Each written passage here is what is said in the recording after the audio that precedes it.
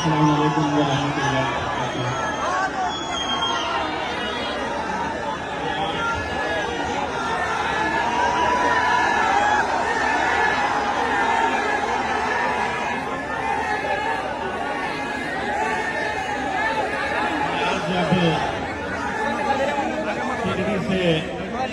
दिल्ली के लिए रवाना हो रहा था, फ्लाइट में बैठ रहा था तो असद भाई का मैंने ओखला के अंदर पैदल दौरा जो चल रहा था वो लाइव देख रहा था और वो देखने के बाद मुझे पूरा यकीन हो गया कि इंशाअल्लाह इस बार ओखला के अंदर बदलाव होंगे।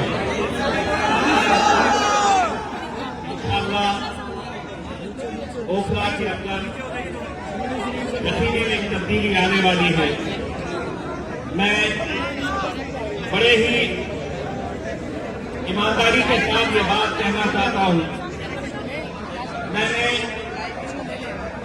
सपा भाई को कभी मिला नहीं, कभी देखा नहीं, ना तो कभी फोन के ऊपर बात हुई। तब आप ये सोचेंगे कि जिस शख्स को हमने देखा नहीं, जिस शख्स से हमें कभी बात नहीं किए, हमने कभी उनसे मुलाकात नहीं की, न फोन पे बात की, तो कैसा मजलिस इत्तेहाद और मुस्लिमीन ने एक ऐसे उम्मीदवार को टिकट दे दिया ओखला से जिसे हम मिले भी नहीं है। यकीन मानिए, जब ये बात सामने आई कि दिल्ली के चाहे वो ताहिर हुसैन साहब हो या सपा भाई हो, इनके बारे में हमने जब पूरी मालूमात हासिल की, एक बात हमें समझ में आई, हमें इलेक्शन में एक पैगाम भी देना है। अगर सपा भाई जैसे लोगों के साथ अगर मजलिस नहीं खड़े रहेगी तो यकीन मानिए उनके साथ कोई खड़े रहने वाला नहीं है। हमने ये देखा है, आज अगर इतने सालों से वो जेल में है, वो सलाखों के पीछे है, तो किस लिए? क्या किसी की जमीन हड़पी है? क्या कोई बड़ा जुर्म करके वो अंदर गए हैं? क्या किसी का पैसा लूटे हैं? मेरे भाई, अगर उस दिन वो न होते तो शायद मंजर कुछ और होता। अगर वो आज अंदर है तो कहीं न कहीं इस बात का एहसास करिए, सोचिए कि वो अगर अंदर है तो आप बाहर हैं। वरना हो सकता था कि वो शख्स बाहर रह सकता था, अंदर आप में से कोई और जेल की सलाखों के पीछे सालों साल अपनी जिंदगी गुजार रहा होता। हमने जब सपा भाई के दो छोटे छोटे मासूम बच्चों से जब मैं मिला, यकीन मानिए आज रात में घर में सोते वक्त 1 मिनट के लिए अपनी आंखें बंद करिए, तसव्वुर करिए कि 4.5 साल से ये बच्चे अपने बाप के दीदार के लिए तरस रहे हैं। छोटे बच्चे, तसव्वुर करिए उस बाप की कैफियत जो हर रोज जी कर भी जेल में मरने जैसी जिंदगी गुजार रहा है।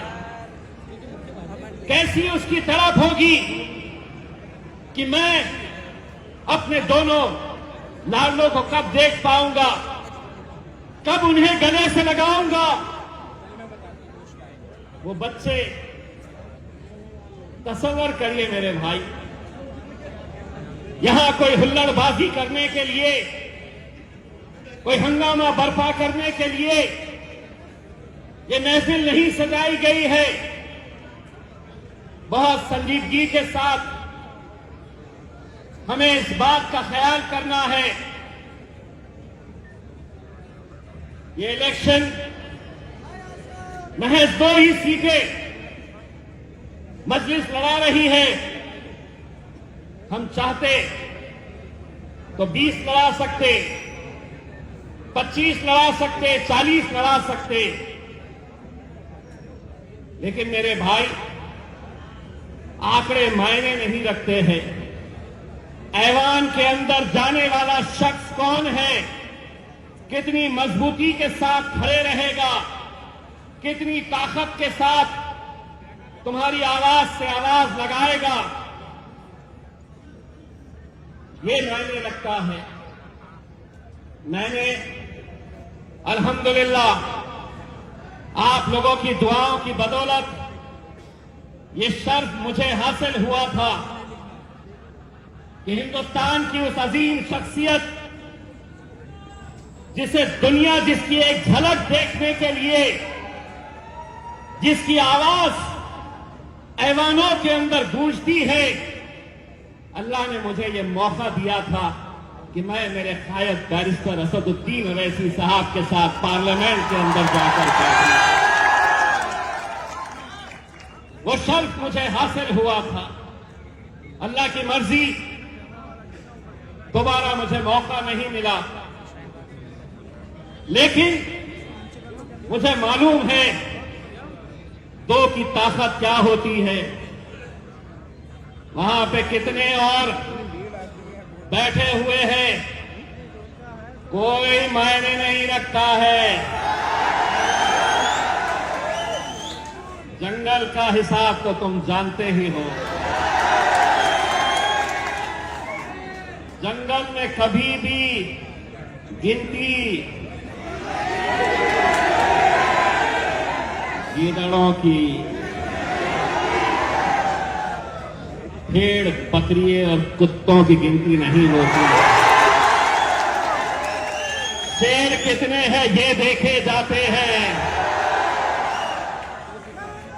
बहुत तकलीफ होती थी उन्हें कि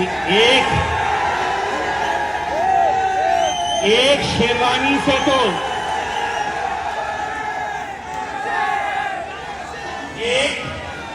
एक शेरवानी से तो पूरी हुकूमत परेशान थी। बोले ये दूसरा भी आया है तो बोलता बहुत है। मजलिस गूंगे, मुक्के और बहरों की जमात नहीं है। हम बोलते हैं और अल्हम्दुलिल्लाह पहले ही दिन से अगर मैंने वहां पर जाकर कुछ सीखा था तो मेरे कायद ने मुझे ये सिखाया था कि पूरा सीना तान के, पूरे जिगर के साथ सच को सच बोलने की हिम्मत रखो, झूठ को झूठ बोलने की हिम्मत रखो, क्योंकि इतिहास दिलोरों का लिखा जाता है। इतिहास दिलेरों का लिखा जाता है, दलालों का नहीं लिखा जाता है। कितने जाते हैं हमारे भी उन ऐवानों के अंदर, कितने जाते हैं, लेकिन जब तुम्हारी आवाज बनने की बात आती है, तुम पर जुल्म होता है, तुम पर ज्यादती होती है, तो कोई बोलने के लिए तैयार नहीं होता। लोग परेशान थे कि पहली मर्तबा पार्लियामेंट के अंदर आया और नरेंद्र मोदी की आंखों में आंखें डालकर बोल रहा है।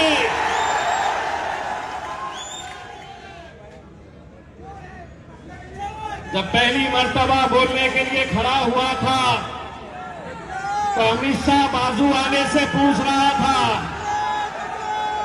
अमित शाह ने बाजू वाले से पूछा, ये कौन?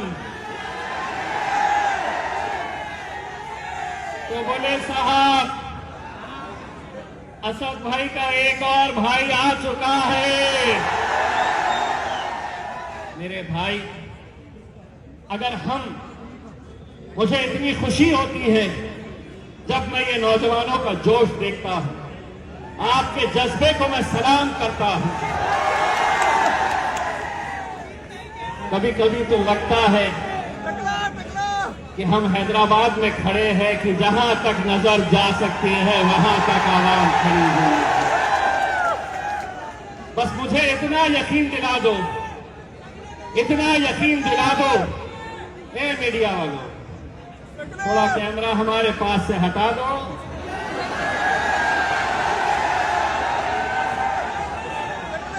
शिफा भाई को कितने लोग वोट करने वाले हैं, हाथ ऊंचा करके दिखा दो,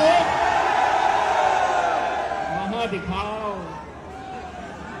हमारे चेहरे में कुछ नहीं लिखा है, उनके हाथों में है जो भी है।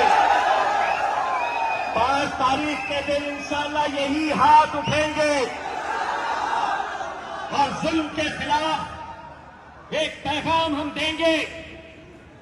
जुल्म के खिलाफ एक पैगाम पूरे हिंदुस्तान के अंदर हम देंगे। सारों की बेल हो जा रही, सारों की जमानतें हो जा रही है। एक बात मैंने पहले ही जलसे में कहा था, आज एक बार फिर से दोहरा रहा हूं। शिफा भाई, आप ये मत समझिए कि आप अकेले जेल में हैं। यहां जितने लोग हैं 5 तारीख तक इन्होंने सबने अपना नाम तब्दील कर लिया है। बोलो, तुम्हारा नाम क्या है? मेरा नाम क्या है? असद भाई का नाम क्या है? मेरे भाई, दिल्ली के अंदर 2 सीटें हमें दे दे मेरे भाई। इतने जिगर के साथ पूरे हिंदुस्तान के अंदर मजलिस देखिएगा फिर कैसा कारनामा अंजाम देती है। हमें बड़े उम्मीदों के साथ हम यहां पर आए। ये जो मीडिया वाले हैं हमसे इतनी मोहब्बत करते हैं, बोले 2 ही लड़ रहे। मैं बोला इन्हें तकलीफ इस बात की भी होती है 10 कई को लड़े, इतने सारे सीटा कई को लड़ रहे। 2 लड़े तो तकलीफ, 20 लड़े तो तकलीफ। तुम्हारी तकलीफ तुम्हारे साथ, फैसले हम करेंगे। तुमको जो मीडिया पे चलाना है, जो मीडिया का इंटरव्यू हो रहा था, असद भाई से एक ही सवाल किया जा रहा था, आप दिल्ली के दंगाइयों को टिकट दे रहे हैं। वाह वाह रे मोदी, तेरा कानून।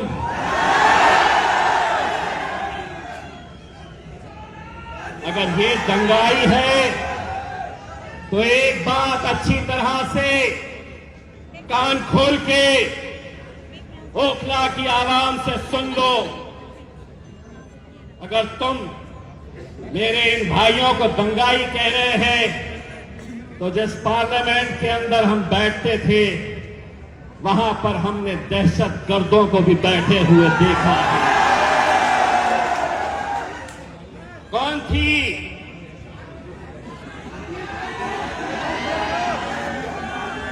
तुम्हें मालूम है कौन थी वो? मैं नाम क्यों नहीं ले रहा मालूम क्या? क्योंकि आधा मैं बोलता हूं, आधा तुम बोलते हैं। मीडिया वालों को क्या मिलता है तो बाबा जी का, वरना तो है पुलिस वाले हमसे मोहब्बत करने वाले। ले बोले इसको भी अंदर, इसने उसको ऐसा बोला, हम कहां बोले, आधा हम बोले आधा ये बोले।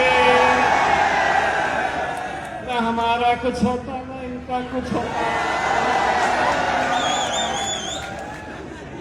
मेरे भाई, मैं सिर्फ आप लोगों से इतनी इल्तिजा करना चाहूंगा, ये जोश को बरकरार रखिए मेरे भाई।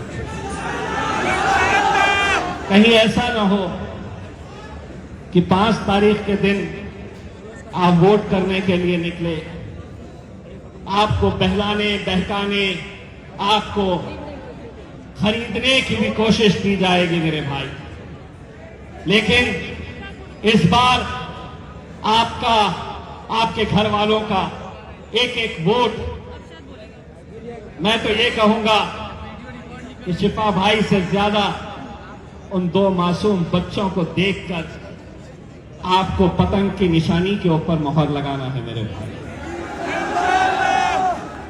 8 तारीख के दिन जब नतीजे आएंगे, हम तो आपके बीच में नहीं रहेंगे, लेकिन अगर किसी ने हमसे पूछा कि कैसी थी ओखला की आवाम, तो हमें ये कहने पर मजबूर मत करना कि दिखने में तो इंसान थे लेकिन ज़मीर मर चुका था। ये मौका हमें नहीं देना मेरे भाई। मुझे पूरा यकीन है कि आप इस बार मजलिस को कामयाब करेंगे और पूरे हिंदुस्तान के अंदर ये पैगाम पहुंचाएंगे कि हम मजलूमों के साथ खड़े रहेंगे, पूरी ताकत के साथ खड़े रहेंगे। जिसको जो भोंकना है भोंकने दो, मजलिस खड़े रहेगी और इंशाअल्लाह आप लोग हमारा साथ ऐसे ही देते रहेंगे। बहुत बहुत शुक्रिया।